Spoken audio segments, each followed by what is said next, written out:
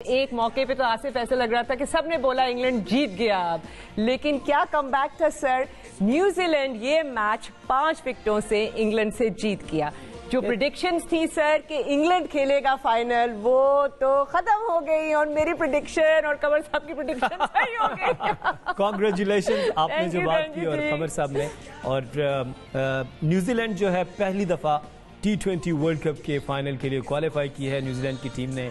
और बिल्कुल आपने ठीक कहा, एक ऐसा वक्त भी था जब इंग्लैंड जो है वो पूरी तरह से हावी हो चुकी थी न्यूजीलैंड पर। लेकिन क्या कहने डैरेल मिचेल के कि उन्होंने अपने T20 करियर की सबसे बेस्ट इनिंग्स खेली। इससे पहले उनका जो स्कोर था वो 49 था और अब जो उन्होंने इनिंग्स खेली 73 48 गेंदों पर 4 छक्के लगाए और अपनी टीम को जितवा दिया। क्या कहने हैं सर, आप जब हम मैच देख रहे थे तो ऐसा लग रहा था कि इंग्लैंड हावी हो गई है। नहीं, बिल्कुल उनके विकेट्स इन हैंड थे। लेकिन सबसे बड़ी बात है, विकेट्स इन हैंड हो तो आपके अंदर 1 2 4 अच्छे शॉट लग जाए तो वो आप निकल जाते हैं। एक टाइम पे तो अब लग ही नहीं रहता, राइट। मगर जब इनके लगना शुरू हुए तो उस वक्त क्रिकेट में यही है कि आप खड़े रहो और खड़े होके कभी भी आप जीत सकते हैं। जैसे आपने बोला कि शुरू में लग ही नहीं रहता कि ये पहुंच भी जाएंगे, मगर बड़ी आला बैटिंग की, बहुत कमाल बैटिंग, और बहुत कमाल के बहुत अच्छा खेले। मैं कहूँगा बड़ी डिसअपॉइंटमेंट होगी। एक टाइम पे वो फ्लाई कर रहे थे और उसके बाद उनके यानी कि हाथ से मैच न्यूजीलैंड ने लिया। बिल्कुल, हमें खेला अच्छे, बहुत अच्छा खेला, बहुत अच्छा खेले, नीट शॉट मारे और ऐसे टाइम पे आके खेला है कि जहाँ जरूरत थी। बिल्कुल सर, इसमें तो कोई शक नहीं। हमें यासिर ने भी ज्वाइन किया। अस्सलाम वालेकुम यासिर। आज के मैच के हवाले से आज आप किसको सपोर्ट कर रहे थे और पहली बार? What a nail biting match. Of course Yasir भाई इंग्लैंड में है तो इंग्लैंड को ही सपोर्ट करेंगे। जरूरी तो नहीं है। जरूरी नहीं हो सकता, वो एक स्पोर्ट्समैन है। अगर इनके पास ब्रिटिश पासपोर्ट है यासिर भाई, अगर आपके पास ब्रिटिश पासपोर्ट है फिर तो आप इंग्लैंड को सपोर्ट कर रहे थे। नहीं, देखें जी, आप इस कंट्री में रहते हैं तो ऑब्वियसली इसी कंट्री को after Pakistan obviously second team मेरी इंग्लैंड ही है जिसको मैं सपोर्ट कर रहा था।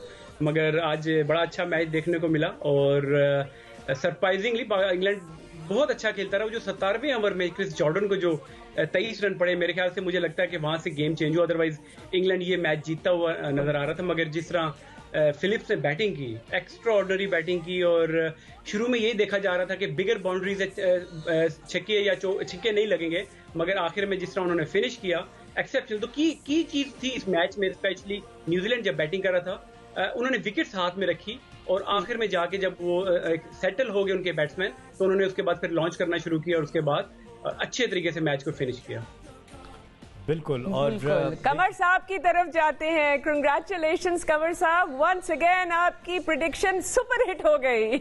नहीं, कमर साहब की टीम हार गई, ब्रिटिश पासपोर्ट है। नहीं, कमर साहब और मैंने न्यूजीलैंड को प्रिडिक्ट किया था कि वो जीते थे, तो कंग्रेचुलेशंस सर। कमर भाई सॉरी, बहुत अच्छा खेली न्यूजीलैंड है।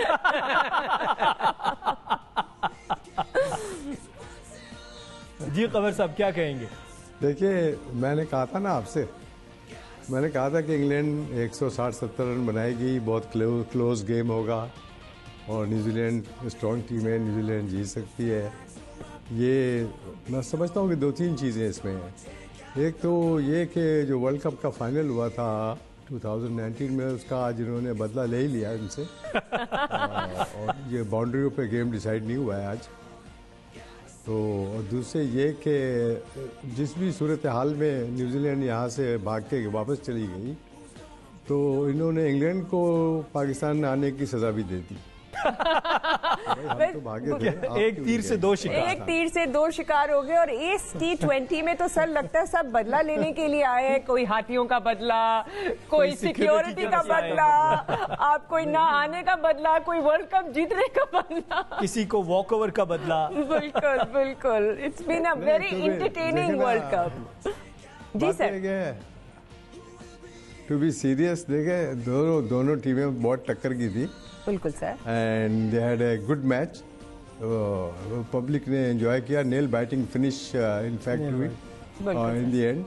और जिस तरह मिचेल ने और नीशम ने लास्ट में जो पिंच हिटिंग की, जिस तरह शोएब मलिक और आसिफ अली ने जिस तरह पाकिस्तान को मैच जितवाया, आप ये न भूलें कि फाइनल में वो टीम आ गई है जिसको पाकिस्तान ने वन साइडेड मैच में मारा है जी सर, अपने इनिशियल स्टेज में, न्यूजीलैंड को भी और इंग्लैंड को भी। तो ये अब ज़रा देखने काबिल होगा कि कल जो सेमीफाइनल होगा ऑस्ट्रेलिया और ऑस्ट्रेलिया जीतता है या कौन जीतता है। सर पाकिस्तान इंशाल्लाह। तो समझता हूँ कि पाकिस्तान के चांसेस बहुत बड़े हैं फाइनल में पहुँचने के। इंशाल्लाह आप देखेंगे कि कल हो सकता है ऐसे ही हो इंशाल्लाह। और क्रिकेट में ये एग्जांपल है ना, anything can happen until the last ball, जब तक बॉल नहीं होती। Agreed sir. कि उनके यानी कि बेचारों के कैसा मैच निकाला है। तो एक या दो आप खड़े रहना, विकेट को ऑक्यूपाइड रखें, कभी भी आप जीत सकते हैं, क्योंकि आप क्रिकेट खेलना जानते हैं, आप टीम में हैं और मौका मिलेगा। तो इस वक्त इनको मौका मिलेगा फ्री हैंड। तो जब फ्री हैंड मिलता है तो आपका दिल इतना बड़ा होता है, आप एजिटेट नहीं करते। तो उन्होंने पूरा फायदा उठाया एंड में।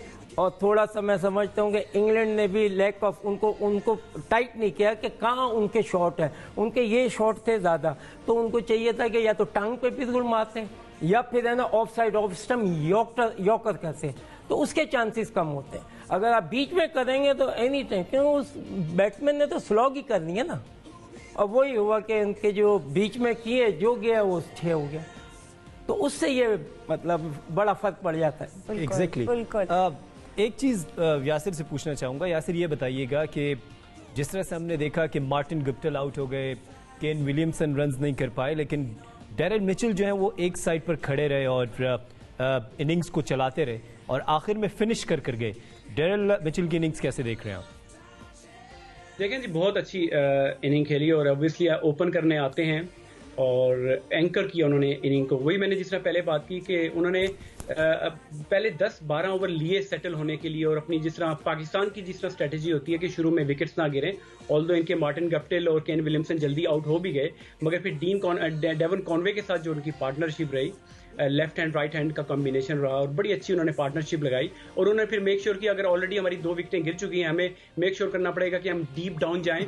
और इस वर्ल्ड कप में यही देखा गया कि वो टीमें सक्सेसफुल हुई हैं कि जिन्होंने बैटिंग लंबी लेके गए हैं कि आखिर तक जब जाके आखिरी 5-6 ओवर हों उस पर अटैक करें और उसमें ज्यादा से ज्यादा रन करें। और ये आज हमने देखा कि डेरिल मिचेल जिस तरह उन्होंने बैटिंग की और उसमें जिस तरह उन्होंने 4 छिक्के लगाए, यही डिस्कस यही हो रहा था कि अबू धाबी के जो ग्राउंड है ये डायमेंशन के हिसाब से थोड़ा बड़ा है। और अगर आप इंग्लैंड की भी बैटिंग देखें तो पहला छिक्का जाके 10 ओवर के बाद मोइन अली ने और डेविड मलान ने लगाया। तो वो चीज इसने फिर साबित की कि जब आपकी विकेट्स इन हैंड हो तो आखिरी 7 से 5 ओवरों में अगर आप हिटिंग करना चाहें तो आप स्कोर कर सकते हैं। तो बेहतरीन, इतना बड़ा नाम नहीं था, डेरिल मिचेल को जानता कोई नहीं था। मेरे ख्याल से इस इनिंग के बाद अब दुनिया उनको जानना शुरू कर देगी।